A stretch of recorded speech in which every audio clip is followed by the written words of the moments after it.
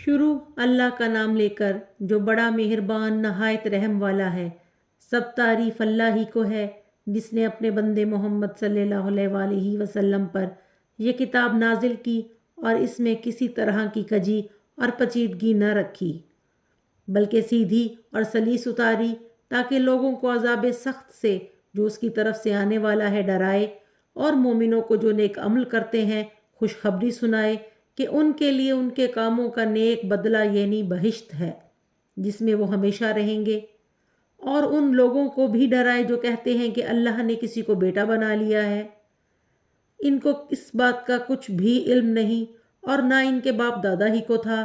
یہ بڑی سخت بات ہے جو ان کے منہ سے نکلتی ہے، اور کچھ شک نہیں کہ یہ جو کچھ کہتے ہیں محض جھوٹ ہے۔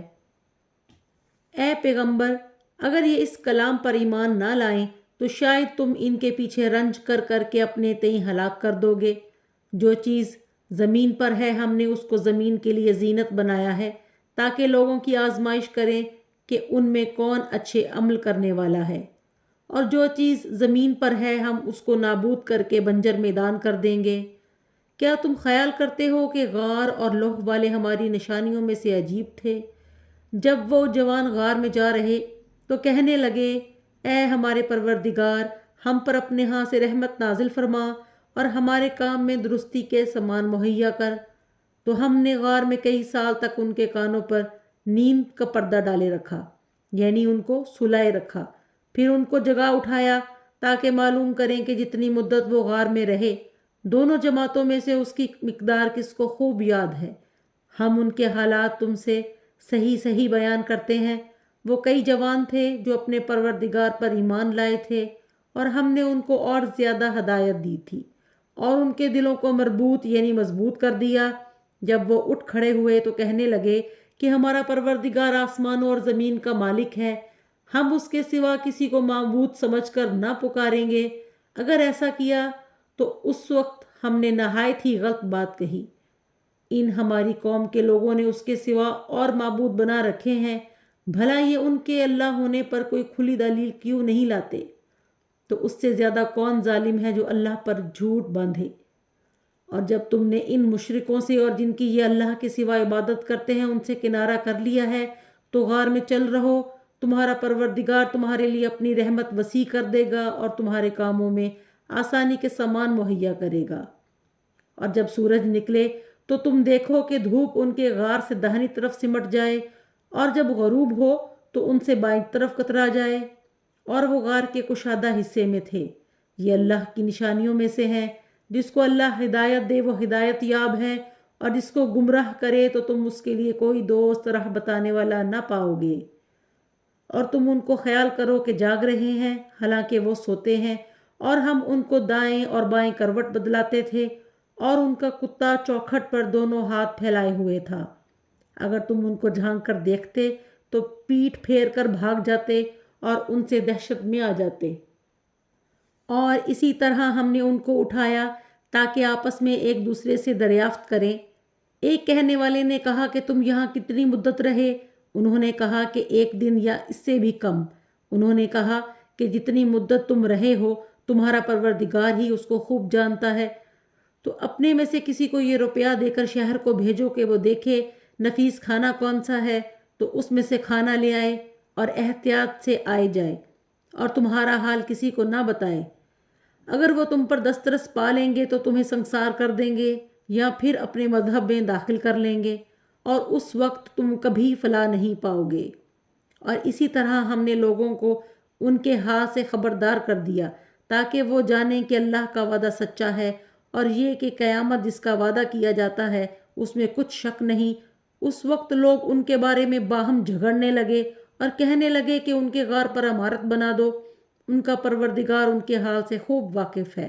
جو لوگ ان کے معاملے میں غلبہ رکھتے تھے وہ کہنے لگے کہ ہم ان کے غار پر مسجد بنائیں گے۔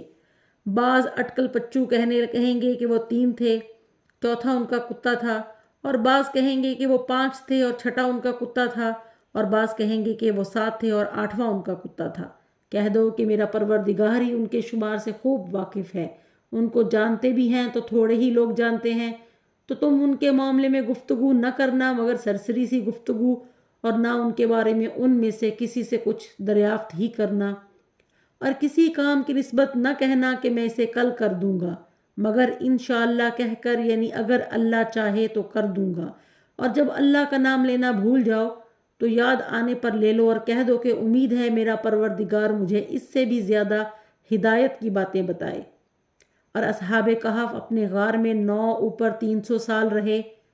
کہہ دو کہ جتنی مدت وہ رہے اسے اللہ ہی جانتا ہے، اسی کو آسمانوں اور زمین کی پوشیدہ باتیں معلوم ہیں، وہ کیا خوب دیکھنے والا اور کیا خوب سننے والا ہے، اس کے سوا ان کا کوئی کارساز نہیں، اور نہ وہ اپنے حکم میں کسی کو شریک کرتا ہے۔ اور اپنے پروردگار کی کتاب کو جو تمہارے پاس بھیجی جاتی ہے پڑھتے رہا کرو، اس کی باتوں کو کوئی بدلنے والا نہیں، اور اس کے سوا تم کہیں پناہ بھی نہیں پاؤ گے۔ اور جو لوگ صبح شام اپنے پروردگار کو پکارتے اور اس کی خوشنودی کے طالب ہیں، ان کے ساتھ صبر کرتے رہو، اور تمہاری نگاہیں ان میں سے گزر کر اور طرف نہ دوڑیں کہ تم آرائش زندگانی دنیا کے خواستگار ہو جاؤ۔ اور جس شخص کے دل کو ہم نے اپنی یاد سے غافل کر دیا ہے اور وہ اپنی خواہش کی پیروی کرتا ہے اور اس کا کام حد سے بڑھ گیا ہے، اس کا کہا نہ ماننا۔ اور کہہ دو کہ لوگو، یہ قرآن تمہارے پروردگار کی طرف سے برحق ہے، تو جو چاہے ایمان لائے اور جو چاہے کافر رہے۔ ہم نے ظالموں کے لیے دوزخ کی آگ تیار کر رکھی ہے، جس کی کناتیں ان کو گھیر رہی ہوں گی، اور اگر فریاد کریں گے تو ایسے کھولتے ہوئے پانی سے ان کی داد رسی کی جائے گی جو پگھلے ہوئے تانبے کی طرح گرم ہوگا، اور جو منہوں کو بھون ڈالے گا۔ ان کے پینے کا پانی بھی برا اور آرام گاہ بھی بری۔ اور جو ایمان لائے اور کام بھی نیک کرتے رہے تو ہم نیک کام کرنے والوں کا اجر ضائع نہیں کرتے۔ ایسے لوگوں کے لیے ہمیشہ رہنے کے باغ ہیں جن میں ان کے محلوں کے نیچے نہریں بہہ رہی ہیں، ان کو وہاں سونے کے کنگن پہنائے جائیں گے، اور وہ باریک دیبا اور اطلس کے سبز کپڑے پہنا کریں گے، اور تختوں پر تکیے لگا کر بیٹھا کریں گے۔ کیا خوب بدلہ اور کیا خوب آرام گاہ ہے۔ اور ان سے 2 شخصوں کا حال بیان کرو جن میں سے ایک کو ہم نے انگور کے 2 باغ عنایت کیے تھے اور ان کے گرد گرد کھجوروں کے درخت لگا دیے تھے اور ان کے درمیان کھیتی پیدا کر دی تھی۔ دونوں باغ کثرت سے پھل لاتے اور اس کی پیداوار میں کسی طرح کی کمی نہ ہوتی، اور دونوں میں ہم نے ایک نہر بھی جاری کر رکھی تھی، اور اس طرح اس شخص کو ان کی پیداوار ملتی رہتی تھی۔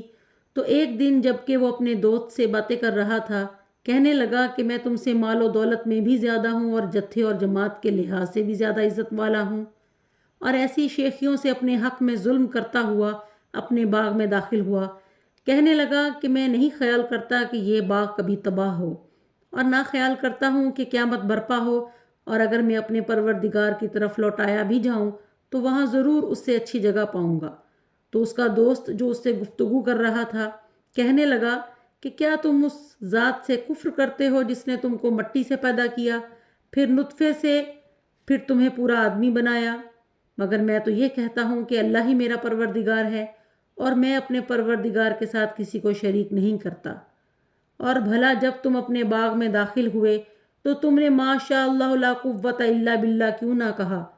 اگر تم مجھے مال و اولاد میں اپنے سے کمتر دیکھتے ہو تو عجب نہیں کہ پروردگار مجھے تمہارے باغ سے بہتر عطا فرمائے، اور اس تمہارے باغ پر آسمان سے آفت بھیج دے تو وہ صاف میدان ہو جائے، یا اس باغ کی نہر کا پانی گہرائی میں اتر جائے تو پھر تم اسے تلاش نہ کر سکو، اور اس کے میووں کو عذاب نے آ گھیرا اور وہ اپنی چھتریوں پر گر کر رہ گیا، تو جو مال اس نے اس پر خرچ کیا تھا اس پر حسرت سے ہاتھ ملنے لگا اور کہنے لگا کہ کاش میں اپنے پروردگار کے ساتھ کسی کو شریک نہ بناتا۔ اور اس وقت اللہ کے سوا کوئی جماعت اس کی مددگار نہ ہوئی اور نہ وہ بدلہ لے سکا۔ یہاں سے ثابت ہوا کہ حکومت سب اللہ برحق کی ہے، اسی کا صلہ بہتر اور اسی کا بدلہ اچھا ہے۔ اور ان سے دنیا کی مثال بھی بیان کر دو، وہ ایسی ہے جیسے پانی جسے ہم نے آسمان سے برسایا تو اس کے ساتھ زمین کی پیداوار مل گئی، پھر وہ چورا چورا ہو گئی کہ ہوائیں اسے اڑاتی پھرتی ہیں، اور اللہ تو ہر چیز پر قدرت رکھتا ہے۔ مال اور بیٹے تو دنیا کی زندگی کی رونق و زینت ہیں، اور نیکیاں جو باقی رہنے والی ہیں وہ ثواب کے لحاظ سے تمہارے پروردگار کے ہاں بہت اچھی اور امید کے لحاظ سے بہت بہتر ہیں۔ اور جس دن ہم پہاڑوں کو چلائیں گے اور تم زمین کو صاف میدان دیکھو گے اور ان لوگوں کو ہم جمع کر لیں گے تو ان میں سے کسی کو بھی نہیں چھوڑیں گے، اور یہ سب تمہارے پروردگار کے سامنے صف باندھ کر لائے جائیں گے۔ تو ہم ان سے کہیں گے کہ جس طرح ہم نے تم کو پہلی بار پیدا کیا تھا اسی طرح آج تم ہمارے سامنے آئے، لیکن تم نے تو یہ خیال کر رکھا تھا کہ ہم نے تمہارے لیے قیامت کا کوئی وقت مقرر ہی نہیں کیا۔ اور اعمال کی کتاب کھول کر رکھی جائے گی تو تم گناہ گاروں کو دیکھو گے کہ جو کچھ اس میں لکھا ہوگا اس سے ڈر رہے ہوں گے اور کہیں گے ہائے شامت، یہ کیسی کتاب ہے کہ نہ چھوٹی بات کو چھوڑتی ہے نہ بڑی کو، کوئی بات بھی نہیں مگر اسے لکھ رکھا ہے، اور جو عمل کیے ہوں گے سب کو حاضر پائیں گے، اور تمہارا پروردگار کسی پر ظلم نہیں کرے گا۔ اور جب ہم نے فرشتوں کو حکم دیا کہ آدم کو سجدہ کرو تو سب نے سجدہ کیا مگر ابلیس نے نہ کیا، وہ جنات میں سے تھا تو اپنے پروردگار کے حکم سے باہر ہو گیا۔ کیا تم اس کو اور اس کی اولاد کو میرے سوا دوست بناتے ہو، حالانکہ وہ تمہارے دشمن ہیں، اور شیطان کی دوستی ظالموں کے لیے اللہ کی دوستی کا برا بدل ہے۔ میں نے ان کو نہ تو آسمانوں اور زمین کے پیدا کرنے کے وقت بلایا تھا اور نہ خود ان کے پیدا کرنے کے وقت، اور میں ایسا نہ تھا کہ گمراہ کرنے والوں کو مددگار بناتا۔ اور جس دن اللہ فرمائے گا کہ اب میرے شریکوں کو جن کی نسبت تم معبود ہونے کا گمان رکھتے تھے بلاؤ، تو وہ ان کو بلائیں گے مگر وہ ان کو کچھ جواب نہ دیں گے، اور ہم ان کے بیچ میں ایک ہلاکت کی جگہ بنا دیں گے۔ اور گناہ گار لوگ دوزخ کو دیکھیں گے تو یقین کر لیں گے کہ وہ اس میں پڑنے والے ہیں اور اس سے بچنے کا کوئی رستہ نہ پائیں گے۔ اور ہم نے اس قرآن میں لوگوں کے سمجھانے کے لیے طرح طرح کی مثالیں بیان فرمائی ہیں، لیکن انسان سب چیزوں سے بڑھ کر جھگڑالو ہے۔ اور لوگوں کے پاس جب ہدایت آ گئی تو ان کو کس چیز نے منع کیا کہ ایمان لائیں اور اپنے پروردگار سے بخشش مانگیں، بجز اس کے کہ اس بات کے منتظر ہوں کہ انہیں بھی پہلوں کا سا معاملہ پیش آئے یا ان پر عذاب سامنے موجود ہو۔ اور ہم جو پیغمبروں کو بھیجا کرتے ہیں تو صرف اس لیے کہ لوگوں کو اللہ کی نعمتوں کی خوشخبریاں سنائیں اور عذاب سے ڈرائیں، اور جو کافر ہیں وہ باطل کی مدد سے جھگڑا کرتے ہیں تاکہ اس سے حق کو پھسلا دیں، اور انہوں نے میری آیتوں کو اور جس چیز سے ان کو ڈرایا جاتا ہے ہنسی بنا لیا۔ اور اس سے ظالم کون جس کو اس کے پروردگار کے کلام سے سمجھایا گیا تو اس نے اس سے منہ پھیر لیا، اور جو اعمال وہ آگے کر چکا ان کو بھول گیا۔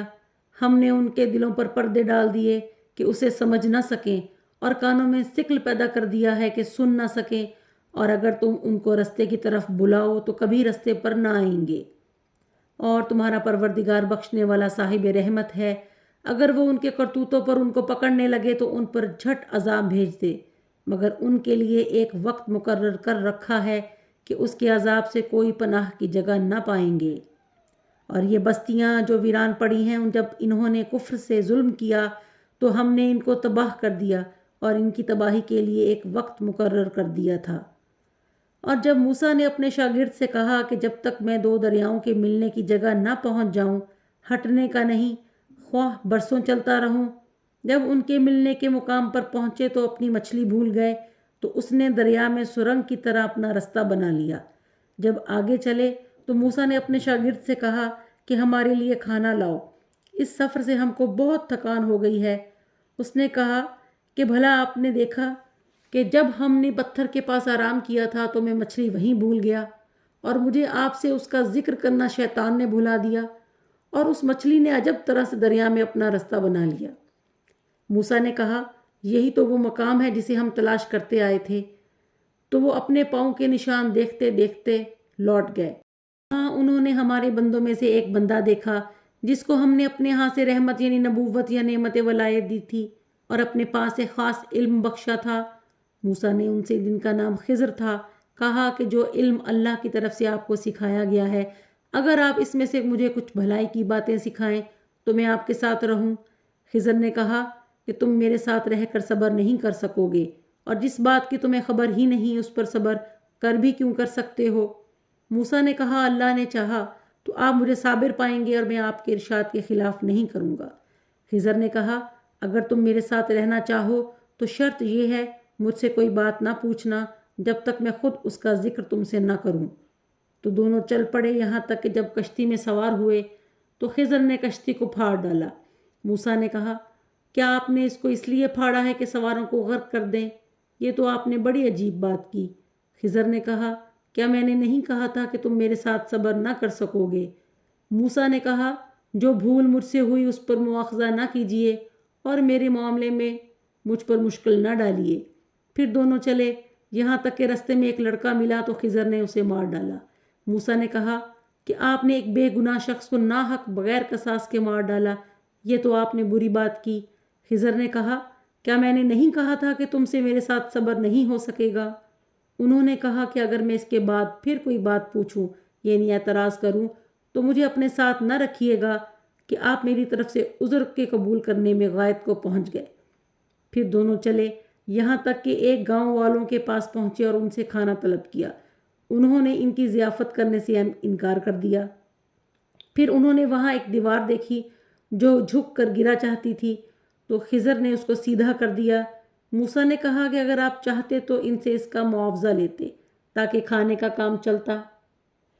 خضر نے کہا کہ اب مجھ میں اور تم میں علیحدگی، مگر جن باتوں پر تم صبر نہ کر سکے میں ان کا تمہیں بھید بتائی دیتا ہوں کہ وہ جو کشتی تھی غریب لوگوں کی تھی جو دریا میں محنت کر کے یعنی کشتیاں چلا کر گزارا کرتے تھے، اور ان کے سامنے کی طرف ایک بادشاہ تھا جو ہر ایک کشتی کو زبردستی چھین لیتا تھا، تو میں نے چاہا کہ اسے عیبدار کر دوں تاکہ وہ اسے غصب نہ کر سکے۔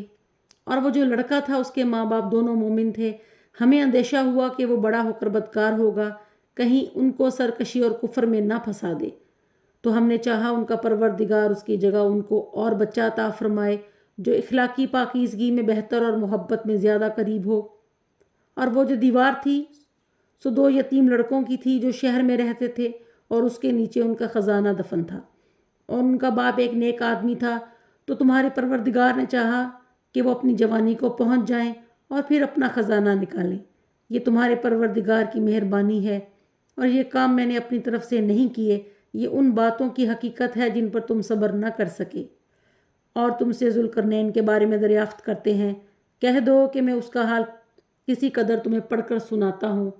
ہم نے اس کو زمین میں بڑی دسترس دی تھی اور ہر طرح کا سامان عطا کیا تھا، تو اس نے ایک سفر کا سامان کیا، یہاں تک کہ جب سورج کے غروب ہونے کی جگہ پہنچا تو اسے ایسا پایا کہ ایک کیچڑ کی ندی میں ڈوب رہا ہے، اور اس ندی کے پاس ایک قوم دیکھی۔ ہم نے کہا، ذوالقرنین، تم ان کو خواہ تکلیف دو خواہ ان کے بارے میں بھلائی اختیار کرو، دونوں باتوں کی تم کو قدرت ہے۔ ذوالقرنین نے کہا کہ جو کفر و بدکاری سے ظلم کرے گا اسے ہم سزا دیں گے، پھر جب وہ اپنے پروردگار کی طرف لوٹایا جائے گا تو وہ بھی اسے بڑا عذاب دے گا، اور جو ایمان لائے گا اور عمل نیک کرے گا اس کے لیے بہت اچھا بدلہ ہے، اور ہم اپنے معاملے میں اس پر کسی طرح کی سختی نہیں کریں گے بلکہ اس سے نرم بات کہیں گے۔ پھر اس نے ایک اور سفر کا سامان کیا، یہاں تک کہ سورج کے طلوع ہونے کے مقام پر پہنچا تو دیکھا کہ وہ ایسے لوگوں پر طلوع کرتا ہے جن کے لیے ہم نے دھوپ سے بچاؤ کے لیے کوئی اوٹ نہیں بنائی تھی۔ حقیقت الحال یوں تھی کہ جو کچھ اس کے پاس تھا ہم کو سب کی خبر تھی۔ پھر اس نے ایک اور سفر کا سامان کیا، یہاں تک کہ 2 اونچے سیدھے پہاڑوں کے درمیان پہنچا تو دیکھا کہ ان کے اس طرف کچھ لوگ ہیں کہ بات کو سمجھ نہیں سکتے۔ ان لوگوں نے کہا کہ ذوالقرنین یاجوج اور ماجوج زمین میں فساد کرتے رہتے ہیں، بھلا ہم آپ کے لیے خرچ کا انتظام کر دیں کہ آپ ہمارے اور ان کے درمیان ایک دیوار کھینچ دیں۔ ذوالقرنین نے کہا کہ خرچ کا جو مقدور اللہ نے مجھے بخشا ہے وہ بہت اچھا ہے، تم مجھے قوت بازو سے مدد دو، میں تمہارے اور ان کے درمیان ایک مضبوط رکاوٹ بنا دوں گا۔ تو تم لوہے کے بڑے بڑے تختے لاؤ۔ چنانچہ کام جاری کر دیا گیا، یہاں تک کہ جب اس نے دونوں پہاڑوں کے درمیان کا حصہ برابر کر دیا اور کہا کہ اب اسے دھونکو، یہاں تک کہ جب اس کو دھونک کر آگ کر دیا تو کہا کہ اب میرے پاس تانبا لاؤ کہ اس پر پگھلا کر ڈال دوں۔ پھر ان میں یہ قدرت نہ رہی کہ اس پر چڑھ سکیں اور نہ یہ طاقت رہی کہ اس میں نقب لگا سکیں۔ بولا کہ یہ میرے پروردگار کی مہربانی ہے، جب میرے پروردگار کا وعدہ آ پہنچے گا تو اس کو ڈھا کر ہموار کر دے گا، اور میرے پروردگار کا وعدہ سچا ہے۔ اس روز ہم ان کو چھوڑ دیں گے کہ روئے زمین پر پھیل کر ایک دوسرے میں گھس جائیں گے، اور شور پھونکا جائے گا تو ہم سب کو جمع کر لیں گے۔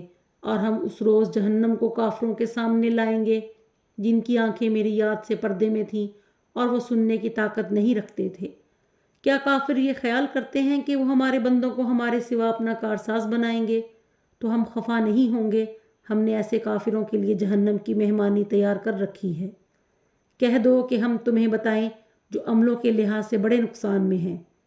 وہ لوگ جن کی دوڑ دھوپ دنیا کی زندگی میں برباد ہو گئی اور وہ یہ سمجھے ہوئے ہیں کہ اچھے کام کر رہے ہیں، یہ وہ لوگ ہیں جنہوں نے اپنے پروردگار کی آیتوں کو نہ مانا اور اس کے سامنے جانے سے انکار کیا، تو ان کے اعمال ضائع ہو گئے اور ہم قیامت کے دن ان کے لیے کچھ بھی وزن قائم نہیں کریں گے۔ یہ ان کی سزا ہے، یعنی جہنم، اس لیے کہ انہوں نے کفر کیا اور ہماری آیتوں اور ہمارے پیغمبروں کی ہنسی اڑائی۔ جو لوگ ایمان لائے اور نیک عمل کیے ان کے لیے بہشت کے باغ بطور مہمانی ہوں گے، ہمیشہ ان میں رہیں گے اور وہاں سے مکان بدلنا نہ چاہیں گے۔ کہہ دو کہ اگر سمندر میرے پروردگار کی باتوں کے لکھنے کے لیے سیاہی ہو تو قبل اس کے کہ میرے پروردگار کی باتیں تمام ہوں سمندر ختم ہو جائے گا، اگرچہ ہم ویسا ہی اور اس کی مدد کو لائیں۔ کہہ دو کہ میں تمہاری طرح کا ایک بشر ہوں، البتہ میری طرف وحی آتی ہے کہ تمہارا معبود وہی ایک معبود ہے، تو جو شخص اپنے پروردگار سے ملنے کی امید رکھے چاہیے کہ نیک عمل کرے اور اپنے پروردگار کی عبادت میں کسی کو شریک نہ بنائے۔ جزاک اللہ خیر۔